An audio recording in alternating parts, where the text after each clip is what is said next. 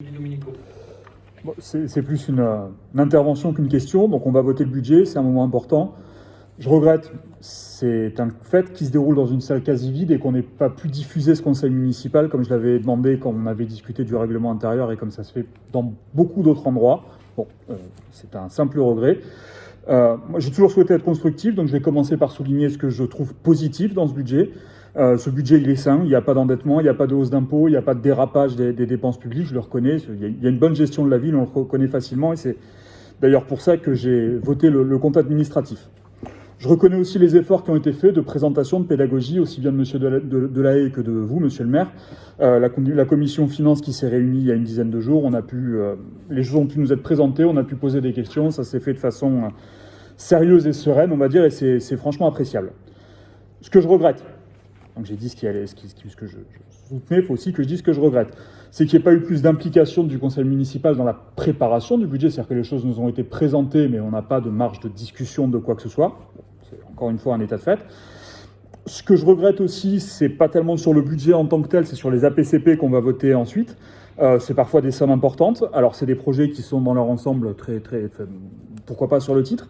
Ce qui est regrettable, c'est qu'on n'a pas d'autres informations que le titre et c'est parfois des sommes importantes. Je pense à la rénovation énergétique des écoles. Moi, c'est quelque chose que je souhaite, évidemment. Hein. C'est quelque chose qui était aussi dans le programme que j'ai défendu. On va voter une APCP de 5 millions, 2 millions dès cette année. Est-ce qu'on pourrait avoir plus d'informations? Quelle école en priorité? Quel calendrier? Quel type de travaux? Enfin, savoir quelle utilisation va être faite de ce budget. Ensuite, et vous en avez partiellement parlé, mais je pense qu'on peut et on doit aller plus loin. Moi, je souhaitais m'adresser à vous aussi en tant que président de l'agglo, puisque vous cumulez les fonctions. Et forcément, on parle d'un bloc communal, donc entre la ville et l'agglo, et les finances, les compétences, tout ça est imbriqué. Le CGCT demande, c'est un article qui est l'article 52.11.42 pour être précis, que les conseillers municipaux qui ne sont pas conseillers de l'agglo soient informés régulièrement. Alors on reçoit des mails effectivement avec l'ordre du jour, mais je pense que c'est important que le conseil municipal puisse parler dans le détail du budget qui a été adopté à l'agglo.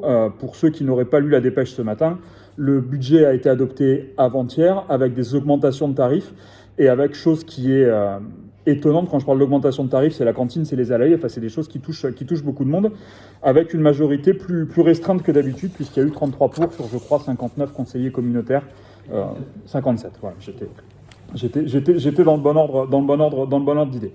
Donc, ce qui serait bien de discuter, ce que j'aimerais qu'on puisse discuter, c'est est-ce qu'on, connaissant les flux importants qu'il y a entre la mairie et l'agglo, il y a des échanges, il y a des fonds de concours, il y a beaucoup d'échanges financiers entre les deux, est-ce qu'on n'a pas une solution pour limiter, idéalement ne pas appliquer du tout ces hausses au murtin, ces hausses de tarifs? Il y a un budget d'investissement qui nous est présenté, qui est ambitieux, c'est des projets encore une fois qui paraissent dans l'ensemble bons et importants, mais est-ce qu'on ne peut pas faire un peu moins d'investissement, réduire, reporter, pour éviter de se retrouver dans la situation où d'un côté on a un programme d'investissement ambitieux, financé par des fonds propres, et d'un autre côté on augmente les fonds de la cantine, quoi. Moi, ça, c'est quelque chose qui me gêne. Pour quelqu'un qui est plus à gauche que moi, puisque jusqu'à preuve du contraire, je suis minoritaire dans une assemblée majoritairement socialiste, je trouve que c'est une politique étonnante et pour moi pas acceptable. Et le dernier point, un budget, c'est évidemment l'expression de priorités, de choix politiques. Moi, je représente une ville qui portait un programme, qui n'est pas celle qui a été élue. Évidemment, vos priorités, vos choix, ce sont les vôtres, ce ne sont pas les miens. J'aurais évidemment souhaité qu'on trouve dans ce budget des choses qui étaient portées par notre liste. Une place plus importante sur la réhabilitation et l'animation du centre-ville. Un accent plus fort sur l'accompagnement périscolaire. Un développement plus important du numérique et notamment de la fameuse application qu'on souhaitait, comme d'autres listes opposition. Tout ça pour vous dire que, pour toutes ces raisons, le budget est sain, je le reconnais parfaitement. Cependant, ce budget, moi, il correspond ni à ma vision, ni à celle de la liste que j'ai représentée, et donc à celle des Murtins qui ont voté pour Muret et moi, et donc je ne vais pas le voter.